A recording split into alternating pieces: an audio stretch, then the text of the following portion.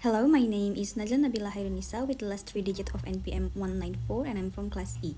So, in this video, I will present my final project for the Intercultural Communication course. Have you ever been hurt by someone's words even though they said they did not mean anything bad?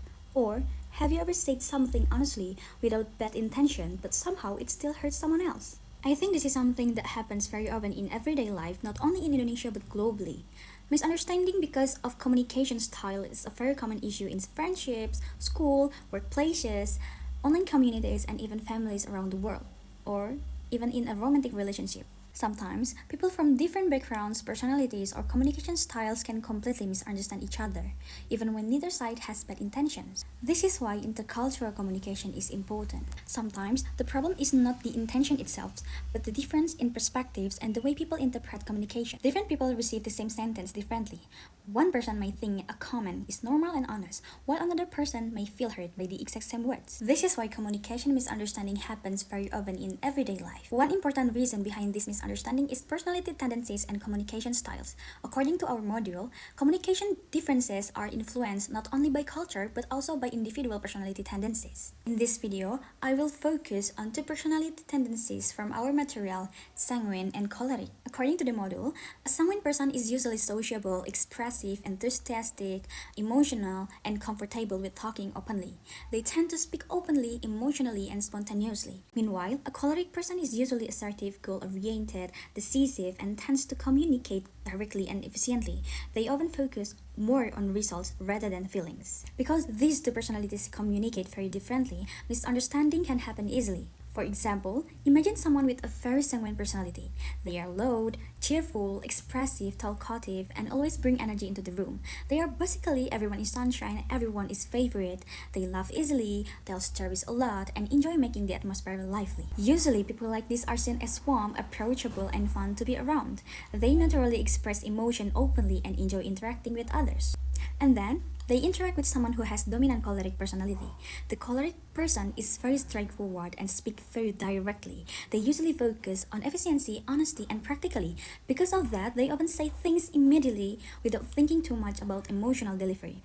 Maybe one day, the choleric person suddenly says, "You are too loud, you talk too much," or "You are kind of distracting." For the choleric persons, those words may sound completely ordinary. They may think they are simply being honest, objective, or efficient. They do not necessarily mean to hurt anyone emotionally. In fact, many choleric persons probably think, "I'm just saying the truth. I'm not trying to be rude," or "I just communicate directly."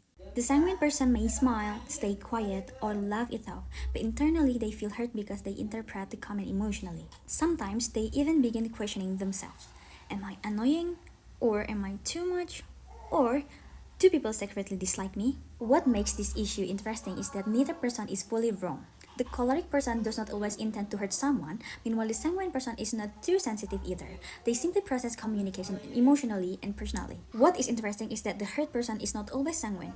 It could also happen to melancholic or phlegmatic or even the choleric personalities, because different people process communication differently. However, the contrast between sanguine and choleric personalities is easier to notice because their communication styles are almost opposite. This situation also connects to intercultural communication concepts about assumptions and perspectives. People often judge communication based on their own standards instead of trying to understand how other people naturally communicate. The choleric person may think, "I'm just being honest." Meanwhile, the sanguine person may think, "Why are they so harsh?" Both people experience the same interaction differently. The sanguine person may start saying the choleric person is rude, cold, insensitive, or intimidating. Meanwhile, the choleric person may think the sanguine person is overly emotional, dramatic, or unable to handle criticism. This misunderstanding also connects to the concept of assumptions in communications. Sometimes people quickly label others based on communication style without understanding their personality tendencies first.